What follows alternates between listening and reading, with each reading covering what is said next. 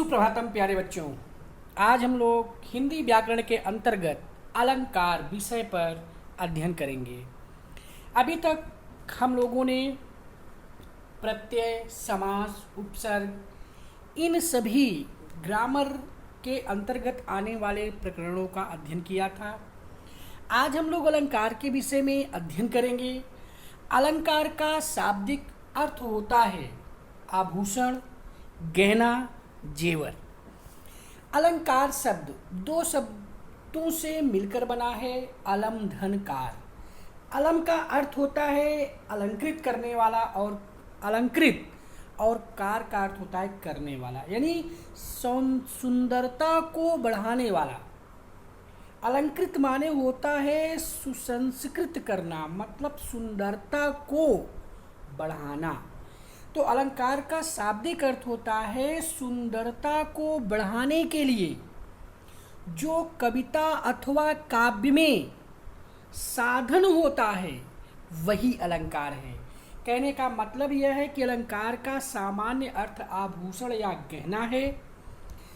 जिस प्रकार आभूषण से शरीर की शोभा बढ़ती है, उसी प्रकार अलंकार से काव्य की शोभा बढ़ती है। काव्य का वह रूप जो उसकी सुंदरता को बढ़ाता है उसे हम अलंकार कहते हैं। अलंकार दो शब्दों से मिलकर बनता है, अलम धनकार। यहाँ पर अलम का अर्थ होता है आभूषण। जिस तरह से एक मनुष्य अपनी सुंदरता को बढ़ाने के लिए आभूषणों को प्रयोग में लाते हैं, ठीक उसी प्रकार भाषा की सुंदरता बढ़ाने के लिए अलंकारों का प्रयोग किया जाता है। अर्थात जो शब्द काव्य की शोभा को बढ़ाते हैं उसे अलंकार कहते हैं। काव्य शोभायाम उपकरणम इति अलंकार। अलंकरोति इति अलंकार, जो अलंकरण करता है, जो सजावट करता है, जो सुंदरता को वृद्धि करता है, वह हमारा अलंकार कहलाता है। काव्य की शोभा बढ़ाने वाले को अलंकार कहते हैं। अलंकार दो प्रकार के होते हैं, शब्दालंकार और अर्थालंकार। कहीं कहीं पर कुछ किताबों में अलंकार के तीन भेदों की चर्चा की जाती है, शब्दालंकार, अर्थालंकार एवं उभयालंकार। लेकिन प्रमुख रूप से एनसीईआरटी बुक में जो कक्षा 9 में निर्धारित हिंदी विषय के अलंकार व्याकरण प्रकरण में सिर्फ दो ही अलंकार के भेदों के विषय में चर्चा की गई है, शब्दा अलंकार और अर्थालंकार के रूप में। शब्दालंकार, जहां कविता अथवा काव्य की सुंदरता जब शब्दों के द्वारा बढ़ाई जाती है तो उसे हम शब्दालंकार कहते हैं। कहने का तात्पर्य यह है कि किसी भी कविता अथवा काव्य की सुंदरता, उसकी शोभा उसके शब्द और अर्थ से ही बढ़ती है। तो जहाँ कविता अथवा काव्य की सुंदरता शब्दों के द्वारा बढ़ती है वहाँ पर शब्दालंकार होता है, और जहाँ कविता अथवा काव्य की सुंदरता अर्थों के द्वारा बढ़ती है वहाँ पर अर्थालंकार होता है। यानी जब काव्य में शब्दों के विशिष्ट प्रयोग से सौंदर्य का और चमत्कार उत्पन्न होता है तो वहाँ शब्दालंकार होता है। जैसे रघुपति राघव राजा राम, पतित पावन सीताराम। यहाँ पर शब्दों के द्वारा इस काव्य में, इस कविता में चमत्कार उत्पन्न हो रहा है, इसलिए यह शब्दालंकार है। जब काव्य में अर्थ के कारण सौंदर्य या चमत्कार उत्पन्न होता है तो वहाँ अर्थालंकार होता है। जैसे पीपर पात सरिस मन डोला, यानी पीपल के पत्ते की तरह मन डोल रहा है, तो यहाँ पीपल के पत्ते के माध्यम से मन की भी विशेषताओं के अर्थ को प्रकट किया जा रहा है, इसलिए यहाँ पर अर्थालंकार है।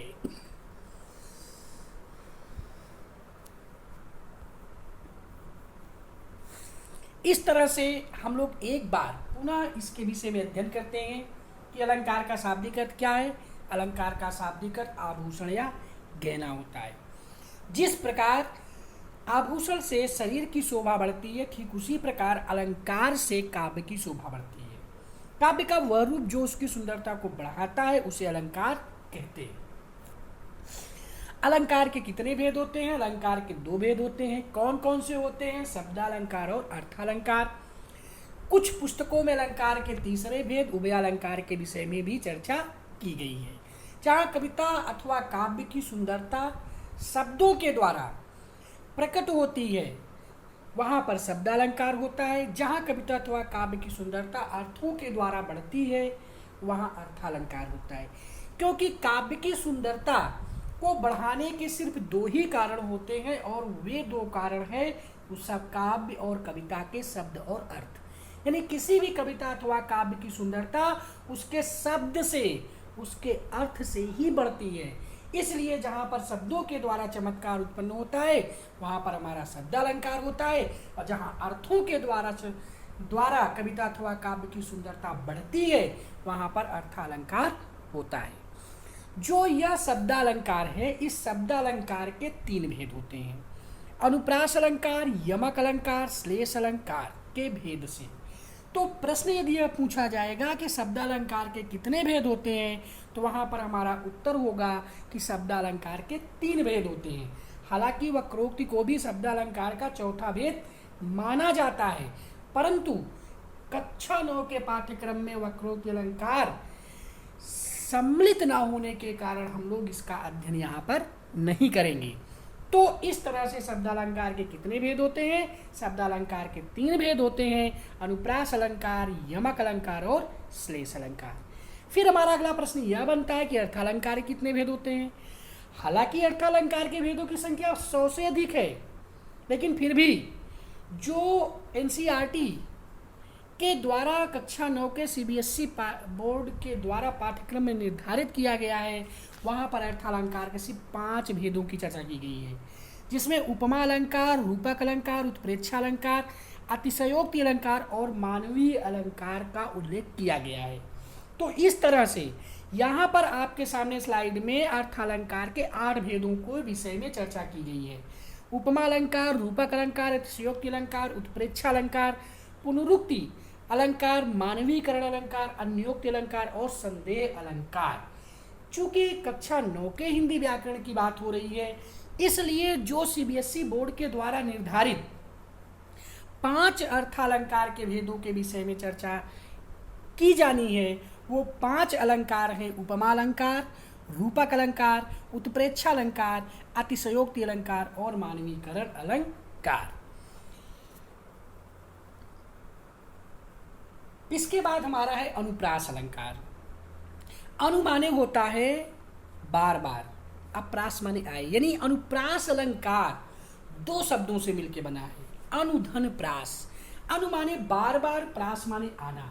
जहाँ कविता अथवा काव्य में एक ही अक्षर, एक ही वर्ण बार बार आता है वहाँ पर अनुप्रास अलंकार होता है। यानी अनुप्रास शब्द 2 शब्दों से मिलकर बना है, अनुधन प्रास। यहाँ पर अनु का अर्थ है बार बार और प्रास का अर्थ होता है वर्ण। तो जब किसी वर्ण की बार बार आवृत्ति हो, बार बार आए कोई वर्ण, तब जो चमत्कार होता है उसे हम अनुप्रास अलंकार कहते हैं। जब एक ही वर्ण या अक्षर बार बार आए तो वहाँ पर अनुप्रास अलंकार होता है। जैसे तरणि तनुजा तट तमाल तरुवर बहुछाए, इस पंक्ति में तावर्ण एक बार नहीं कई बार आया है और कई बार आने के कारण यहाँ पर अनुप्रास अलंकार होता है। ठीक इसी तरह से जो है रघुपति राघव राजा राम, इस पंक्ति में रावण कई बार आया है, इसलिए यहाँ पर अनुप्रास अलंकार है। चारु चंद्र की चंचल किरणें खेल रही थी जलथल में, अस्वच्छ चांदनी बिछी हुई थी अवनी और अंबर तल में।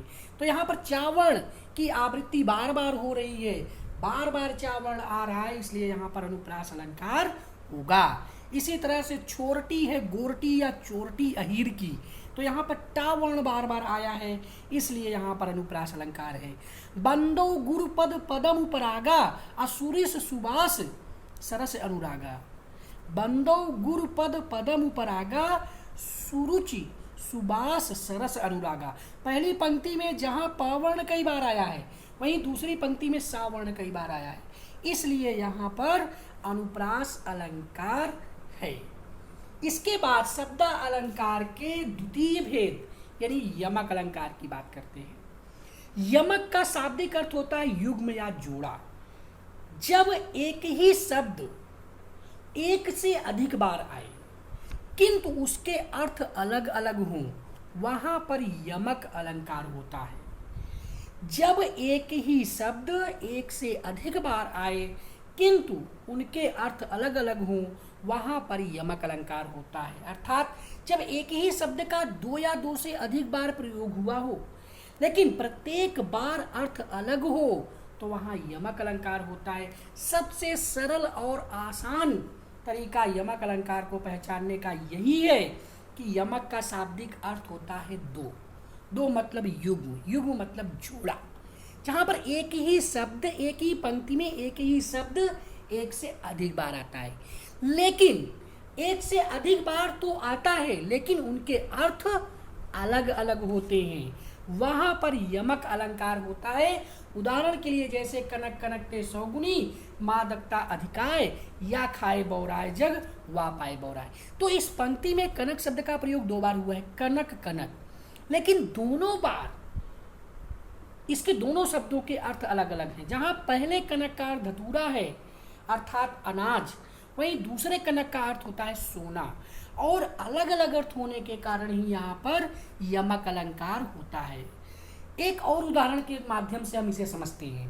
काली घटा का घमंड घटा, नभमंडल तारक वृंद खिले। तो यहाँ घटा शब्द के दो अर्थ हैं। पहले घटा शब्द का अर्थ है काले बादल और दूसरे घटा शब्द का अर्थ है कम होना।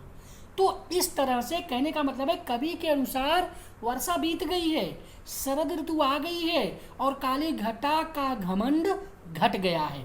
तो घटा शब्द दो बार आने के कारण इसके दोनों ही घटा शब्द के अर्थ अलग अलग हैं।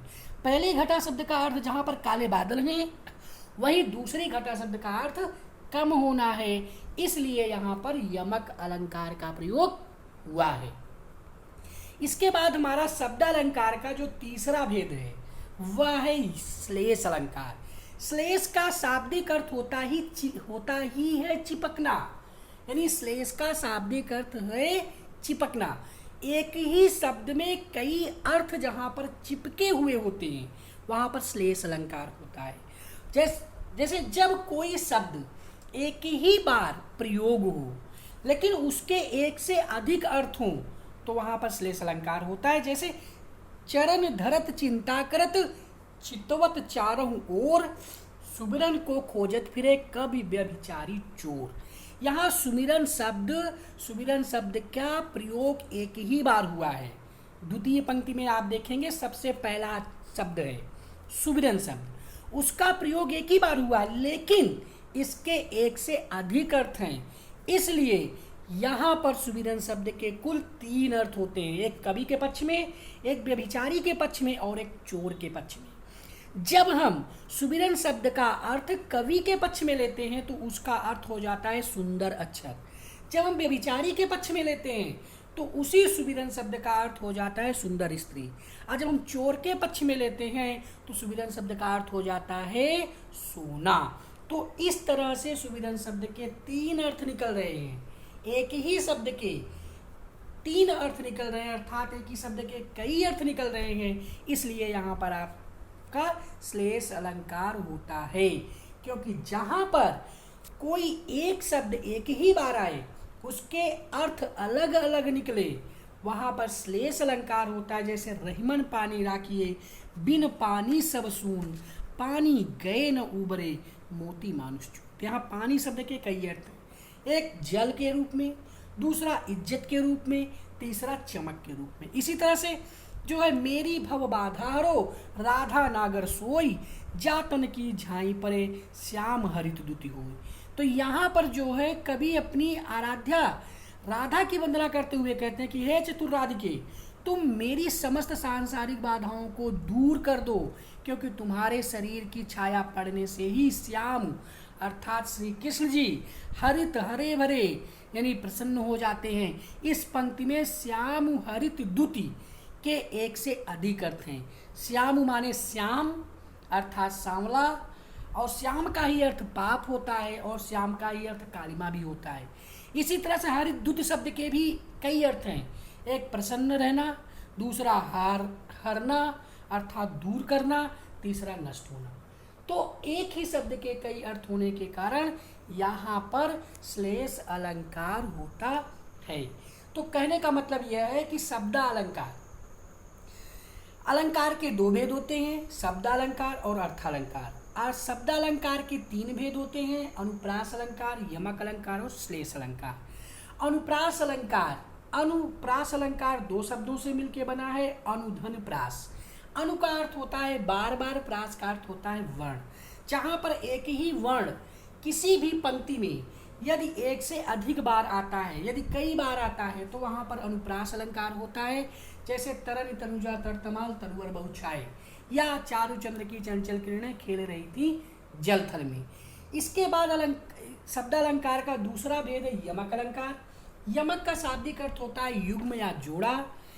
जब एक ही शब्द दो या दो से अधिक बार आए और उसके अर्थ अलग अलग हों, वहाँ पर यमक अलंकार होता है। जैसे कनक कनकते सौगुनी, मादकता अधिकाय, या खाए बौराय नर, वा पाए बौराय। तो यहाँ पर कनक शब्द एक से अधिक बार आया है, और एक से अधिक बार आने के कारण यहाँ पर आपका यमक अलंकार होता है। ठीक इसी तरह से फिर श्लेष अलंकार है। श्लेष का शाब्दिक अर्थ होता है चिपकना, यानी जहाँ पर एक ही शब्द में कई अर्थ चिपके हुए होते हैं, वहाँ पर होता है श्लेष अलंकार। उदाहरण के लिए जैसे सुबिरन को खोजत फिरे कवि व्यभिचारी चोर। तो यहाँ पर जो सुबिरन शब्द है, उस सुबिरन शब्द के कई अर्थ हैं, जैसे सुंदर अक्षर, सुंदर स्त्री और सोना।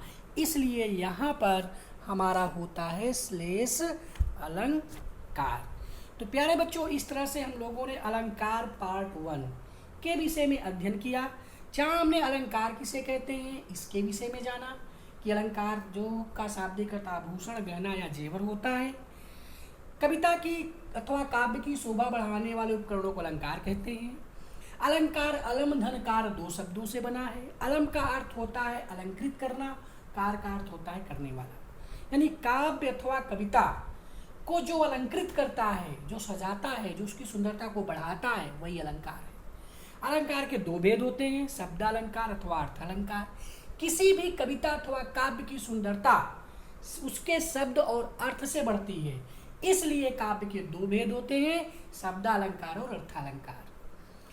जहाँ कविता अथवा काव्य की सुंदरता शब्दों के द्वारा बढ़ाई जाती है, वहाँ पर शब्दालंकार होता है। जैसे रघुपति राघव राजा राम, पतित पावन सीताराम।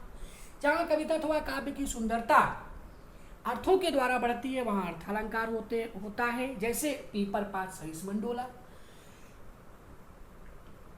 इसके बाद जो आपका शब्दालंकार है, उसके तीन भेद होते हैं, अनुप्रास अलंकार, यमक अलंकार, श्लेष अलंकार। अनुप्रास अलंकार दो शब्दों से बना है, अनुधन प्रास। अनु का अर्थ होता है बार बार, प्रास का अर्थ होता है वर्ण। जहाँ कविता अथवा काव्य की एक ही पंक्ति में एक ही अक्षर कई बार आए, वहाँ अनुप्रास अलंकार होता है। यमक का अर्थ होता है युग्म या जोड़ा। जहाँ पर एक ही शब्द एक से अधिक बार आए किंतु उसके अर्थ अलग अलग हों, वहाँ पर यमक अलंकार होता है। जैसे कनक कनकते सौगुनी, मादकताधिकाय, या काली घटा का घमंड घटा। श्लेष अलंकार, श्लेष का शाब्दिक अर्थ होता है चिपकना। जहाँ पर एक ही शब्द के कई अर्थ निकले, वहाँ पर श्लेष अलंकार होता है। जैसे सुबिरन को खोजत फिरे कवि व्यभिचारी चोर, या रहीमन पानी राखिए बिन पानी सब सून। तो इस तरह से हम लोगों ने अलंकार पार्ट 1 में अलंकार के विषय में, अलंकार के दोनों विषय शब्दा अलंकार, अर्थालंकार के विषय में तथा शब्दालंकार के भी अनुप्रास, यमक और श्लेष के विषय में अध्ययन किया। अलंकार पार्ट 1 यहीं पर समाप्त होता है। आज के लिए बस इतना ही। धन्यवाद, नमस्कार, जय भारत, जय हिंद।